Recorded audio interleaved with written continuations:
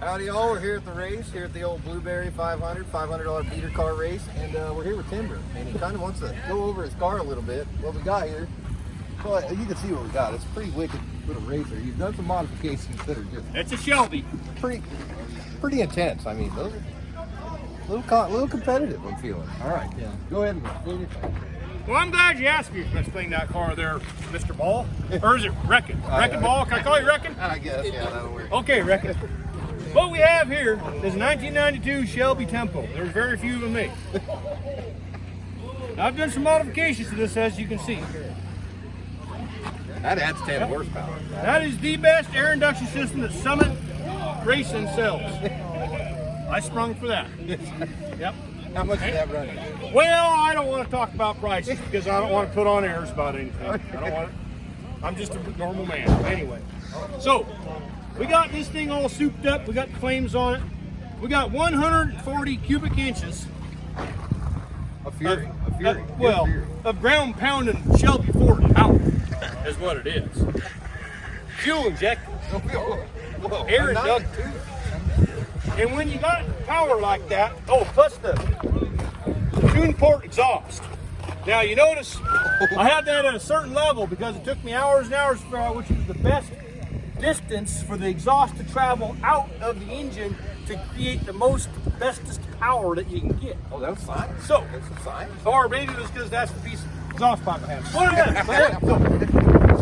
all that going for it, it was a little bit too fast. I took a couple test drives and it started floating. You know how hard and fast it floats. So I had to put a wing on it. I had to keep the down pressure on it. I had to keep the car down on the ground. So this took quite a while too. Hey, shut that loser off. Hey, you calm down there. So what I had to do, I had to create a wind tunnel so I could figure out how the best airflow would go. So I needed an assistant for this, and my neighbor, he's got a daughter named Penelope. My neighbor's name is Peter Pellegrino, and he's a bird trainer. And his daughter come over, and this is where a little bit of tragedy happened during this test. Little Penelope Pellegrino was over there. I had to get her. She had 2 hair dryers and an oscillating fan, and I strapped that to her head, and I had her out doing some moving and around. And I'm getting all choked up because this is kind of a sad story. But anyway, so I had her with the fans and I was throwing flour, self-rising flour, baking flour. And I was throwing it in the air and I was watching, seeing how that all goes. Well, you know, Peter Pellegrino's got all kinds of birds. And he's got several trains. He's got some parcel packing pigeons. He's got some, all kinds. But one of them, his favorite bird is little Pinky, the ping pong playing parrot. So little Pinky, he plays with Penelope every day. So she's over there and she's got that going, and there she's got the fan going. There's flour going all over, and I'm watching. I'm studying airflows and this and that. Well, little Pinky comes flying in, goes to perch on Penelope's head. He's got his little ping pong ball. He's got his cute little paddle. Well, I guess it was the lack of visibility from the flour in the air or whatnot. He ran right into that oscillating fan strapped to her head, mixed with all that flour, and it was parrot plaster all over the wall. It was a set. But you got your week though. We have a little. If you can come over here and video and get a picture of this. This is a little tribute.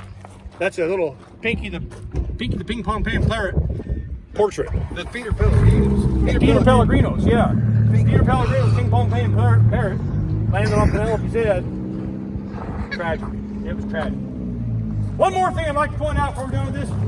There's a sticker on this car. I want you to know it's open. It's got to come all the way back around here. Where's my whiskey? Hang on. I got to have my whiskey. Driver. I'm going to have to start drinking beer here pretty quick so I can sober up.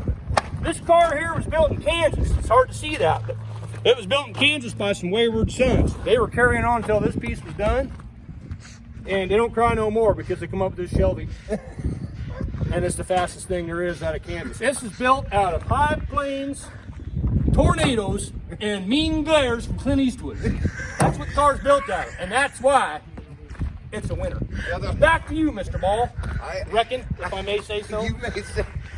That's pretty hard to compete compete with there. This is kind of my Damn channel, hard. but I feel like I should. Well, hand and on it to top you. of that, it's got flames. Yeah, it's got fucking. And I got a flame hat on. That makes me even faster. Well, Mr. Tim will be running second after John, old Johnson, and it's kind of hard to actually But I'll talk. be first after. in the end. It's kind of hard to even talk after that. I mean, I feel like I should just hand you the channel there, Timber. That was pretty. Oh no. No, that's Mr. Wrecking Ball's channel. Oh, I'm gonna have to lay off this. I got to start drinking some malt beer or something so I can sober up. Well, all right. Well, it's going to be hard for you guys to root for me after Tim's interview. it's gonna be hard for anybody to root for anybody else. All right, we're going to go ahead and get to the race. You want to hear it run before you? All right, yeah, we got to hear it. We got to hear it. Let's see what this thing sounds like. It is too important. Well, Oh, it's hard to get into because I'm not a small fella.